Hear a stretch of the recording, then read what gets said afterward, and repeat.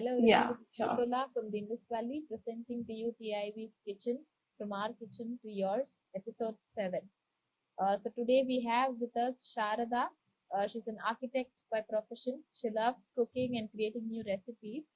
She started her Instagram page back in 2019 to share her culinary journey with us.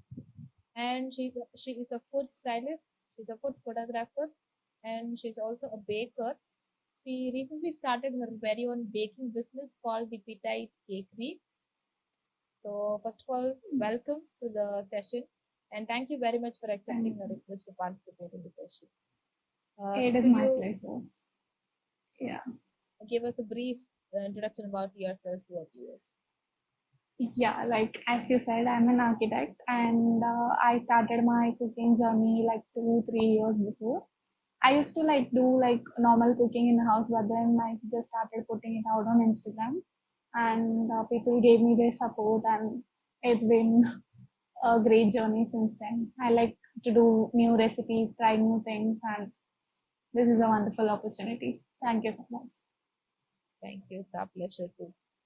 So, Yeah. with your permission, can we have like any one question at the end of the session? Can we pick it up from our audience? Yeah, just waving at Yeah, us yeah, in sure. the comments. Yeah, Yeah. So sure. if the Sure. viewers have any questions to you, let them give it in the comments. So we'll just Yeah, choose any sure. one in the end of the session and we just address it. Thank you Yeah, very much. sure. Yeah. So you're, yeah, getting to the questions. We Yeah. want few tips on food plating and food photography as your profile looked quite impressive. So how do you decorate food to enhance its aesthetic appeal? So how do you plate it in such a way it enhances the aesthetic appeal? So give us few tips on the plating, food plating. Yeah. So while like food plating, the main thing is like the colors of the food that has to be appealing to the audience and to the eyes. Like we eat with our eyes first. So it has to be like colorful, eye catching so that people just stop and look at your picture and they like it. So I like to use contrasting colors like for the plate and the background. So whatever colors of the that is present in the food, that we don't use it in the background because in the color wheel we use opposite colors. So that in that way you can find that the plate is suppose in green color and I am putting a red gravy on top of it. It's going to enhance the appeal more than if I put it in a black or a white plate. So that way we bring out the colors of the food first. And while decorating your frame, you fix your frame first into a square or a rectangle, and then you divide it into 1/4. And then half of it you use it for the food. That because the food is the main object in your photo, and people must be drawn to it. So another 1/4 of the thing you leave it as a negative space so that there is some place for you to see the background and other stuff. And another 1/4 you use it for your props so that if I'm using like a noodle dish, I'll use my prop as a chopstick or a fork or something. So that way we ensure that people get the cuisine and everything through the frame. It's an entire experience, so that we have to take care. Yes, as you Yeah, said, we eat with the rice first. Like whenever yeah, appealing only, we have the tendency to taste it. yeah, exactly. So just like you said, for a noodle you have chopsticks as the prop, right? So how important is detailing in photography? How much attention do you pay to detailing in photography? So, in like photography, like not the macro details, apart from the micro details matter so much. Like, say you're putting a herb on top of your food, that is going to bring more appeal than if you say put a bigger plate on your food. So, like when you're using, suppose say you're putting a gravy up, and those minute details of placing the curry leaves or say coriander leaves, all those herbs that matter so much, so that it may seem as very small details at first, but as you take it as a photo, you're going to see that the color balance and all that is going to come through, and your food is going to be more appealing. So, when take care of all the minor details, and then at the end, all those minor details will come together and enhance your photo. So I always say this, like minor details matter. So every small thing that you're going to see it in the picture. So every small thing matters. Very nice. Yeah. Yeah. So yeah, again, what kind of properties do you use in the frame? It should be relevant to the cuisine, right? Whatever you use in the Yeah, food, you're just displaying exactly. it. So what kind of properties do Yeah. you use in the frame? So what tips do you give for beginners who wanted to start food photography? Yeah. So I like using ceramic props the most because I love ceramics when it comes to it. And one tip that I would like to give is to get any prop that has a matte finish to it rather than a glossy finish. Like say a marble or something, if you're going to put, or a stainless steel plate, you're going to put it in your frame. The light is going to reflect off of it. So you're not going to get the actual colors of the frame. So any matte finish props are going to be the best for your food photography because when you're taking matte finish, the light is not going to reflect off of it, rather than it is going to enhance the picture more. So and also when you buy props, it is not like we cannot invest so much at first. So for beginners, when you want to buy like props, buy props that you can use in like 10 different pictures without it feeling like it is repetitive. Like you buy a platter that you can use in any different angles and it is not going to be repetitive. Say like, so like a cooling rack and all those things, like a jute cloth is one of my favorites. You can use it in so many different cuisines, like food, drink, anything you can use it, and it's not going to look repetitive because you can style it that way. So for beginners, you buy props that you will be able to use it in many different features, but it will not going to be seeming repetitive for you. So that's So one tip. with minimal investment, they can use it multiple times. Yeah, yeah, Yeah, exactly. that is really useful.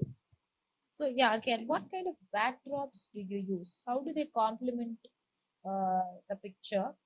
And do you use wall tiles or chopping boards? We've seen like some Yeah. basic Mm. photograph.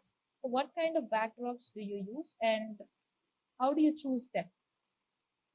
So in the beginning, I didn't have like investment to use in backdrops. So I started out experimenting with things that are available in my house only. So as you said, like a countertop tile or something, they can be very like useful backdrops, and they are just things that are readily available in your house also. Like you can use curtains; they make very good backdrops. You can use like the bedspread with a good finish, or like a cloth, like any cloth that you have in your house, that's going to make a good backdrop. But right now I use canvas backdrops for me, and I find it really good. It's not really very expensive, and but for a beginner it might be expensive. So like go around your house and find things that you can put it in your frame and take a picture. If you like it, keep it repeating. Otherwise you go around finding stuff. Like there are so many things in our house which we like neglect, but if you try to like put them in your frame, they're going to look really really good. So try using things around your house. Any like as I said, matte finish things are going to be very good. So cloth, anything made of cloth like curtains, cushions, they are all going to be very nice. Stone, we all have mortar and pestle in our house. We use bale and chakki for Yeah. roti. All that is going to be there in our house. All those make really good backdrops. So like start experimenting and doing things. Find things around your house and use it. Yeah. Okay, yeah. So getting to the recipe part, you gave us cheesy skillet potatoes recipe. It was live last week. So people who did Yeah. not check out the amazing recipe, do kindly check out in our page, Sharda's page. So yeah, coming to Yeah. that recipe, give us some glimpse like what's the origin of the recipe or how did it came out and your experience of using the cast iron skillet. Just touch on those 2 points. Yeah. So I wanted to make a cast iron recipe for a long time, and I was like toggling between like if I have to make roast potatoes or if I have to make baked potatoes. And I found that baking it, not many people have tried baking it. So I thought let's try baking it so that people will have something new to try for them also. So there is this one recipe which is I don't know its name. It's a French recipe. It has no cream in it. It's just potatoes layered and baked for a long time, and they cut it and serve it. And I thought it lacked a bit of taste for the Indian palate because we are used to eating more herbs and more spicy And things. spices and all, So yeah. yeah, so we are used to having all those like just salt and pepper. It's not going to cut it for us. So I try to put in like cream and herbs with it so that it will enhance the flavor of the potatoes. And I added some cheese in it because now everyone loves cheese in Indian cuisine. So it was like I was thinking it was going to go good, and it looked really good and it tasted also really good. So you should definitely try it. So yeah, it Yeah. is a French cuisine with an Indian touch, yeah. Yeah, exactly. So it is definitely going to uh, get related to our audience. So our audience should definitely try Yeah. it out. Yeah. So yeah, you mentioned baking. So how was the skillet, like how generally is the skillet helpful in making dessert or baking? So since you're a Yeah. baker, I So guess you can address this point. yeah. So a skillet is very useful in baking because it retains the heat properly and it distributes the heat also evenly so that anything you bake in the skillet is going to be perfectly throughout. There is not going to be any hot spots or it's not going to get burnt or something. So the only thing is you have to be very careful while baking in a skillet because as I said, the entire thing is going to heat up. So you have to always wear gloves when touching it and taking it out of the oven or putting it in. So that is the only thing you have to be careful about. Otherwise, baking in a skillet is a very nice thing. You can make baked cookies in it. You can bake your pizzas in it. You can make everything like pastas, baked pastas, anything you can make in a skillet. I have yet to try a cookie recipe that I'm going to try very soon. I'll definitely share it with you guys also. And yeah, Definitely, we so are baking is, yeah, it's looking very forward to useful for baking. Yeah, I'll definitely share it, a baked cookie recipe. So yeah, baking, you have to definitely try using a skillet because it's going to have a even distribution of heat and anything you bake in it is going to come out perfect. And also like So do you have the difference between baking in a glass and a skillet is when you bake it in a glass ball, you're not going to get any crispy base. So the crispy texture is not going to come through. But when you bake it in a skillet, you're going to have the base of it crispy and perfect. So when you bake a pizzas in it, it's going to have a nice crunch to it. So that's a definite thing you have to do it in a skillet. yeah. Yeah. So do you have any tips on preparing the skillet beforehand? Like, do you grease the skillet before Yeah. baking? So if you could give us few tips on preparing it beforehand, it would be helpful. Yeah, so a cast iron skillet, as you might know, has to be prepared before you're cooking or baking it. So the way I prepared it is I coated with oil and then I let it on my stove. I used it once, like I just put it on. I didn't cook anything in it. I just put it on the heat and let all the cast iron like flame away, just vapors rise, and then I turned it off and I let it cool, and then I wiped it away and then I used it. So that's how you should, I think you might know because you're having the whole thing. So oil is the best thing to grease a cast iron pan. So when you're cooking in it, you don't need to wipe it away because as time goes by, the skillet will retain the oil. And that's why like a 1 year or 2 year old skillet is going to be better than a skillet that is newly bought. So when you're baking with it, so the first time don't put it in the oven because it's going to smoke. So you have to first use it in the oil and then put it on your stove and all those vapors will come out of it and then let it cool down, wipe it away and then use it for baking. Sure. So we are really Yeah. looking forward for the pizza because you mentioned pizza and the pizza crust Yeah. can be done in the skillet. So we are really looking Yeah. forward for the recipe videos of pizza and anything else that is following that. Yeah, sure. So moving to the rapid fire question, how Hmm. many photos do you take for one dish before you decide that you have the right number of shots? So this is like you must be Because saying, everyone must people, be thinking, yeah, yeah, they people must be will have thinking to like know what goes professional. behind. Yeah, like everyone might be thinking, oh, professional photographer, they'll take 1 or 2 shots and they'll be happy with it. But the truth is, I have like hundreds of shots for every single thing I prepare. And I like try to experiment with it because I have a vision in my mind.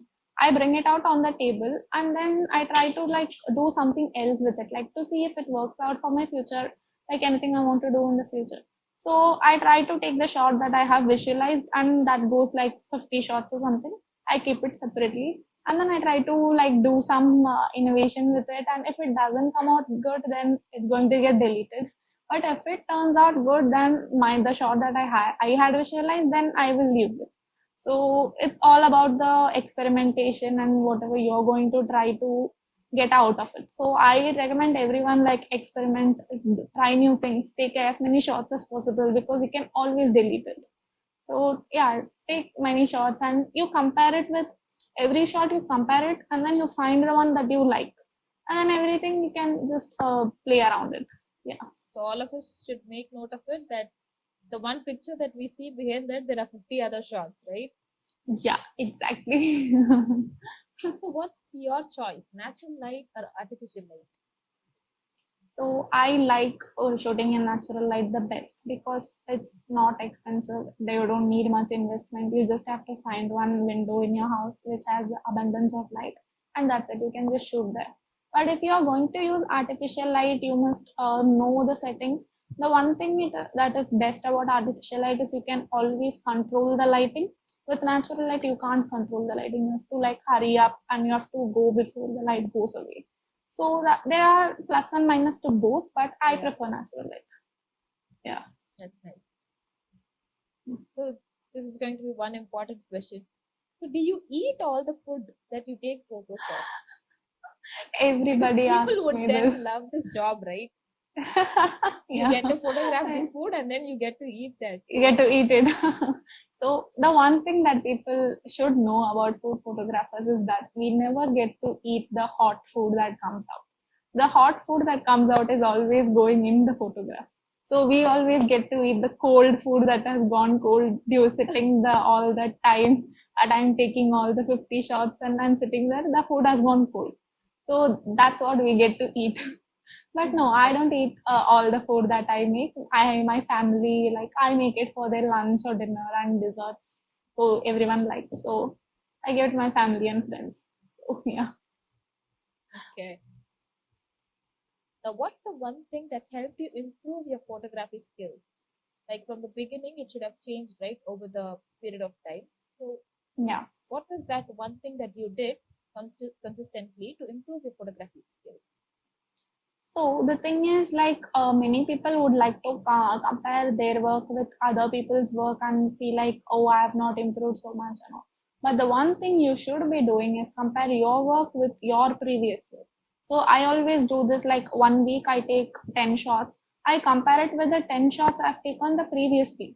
And I find where I can improve and where I have gone like plus or minus. So if I have done something the previous week that I like and this week I don't like, I try to keep balance it out. The next week I'll do that the thing I like.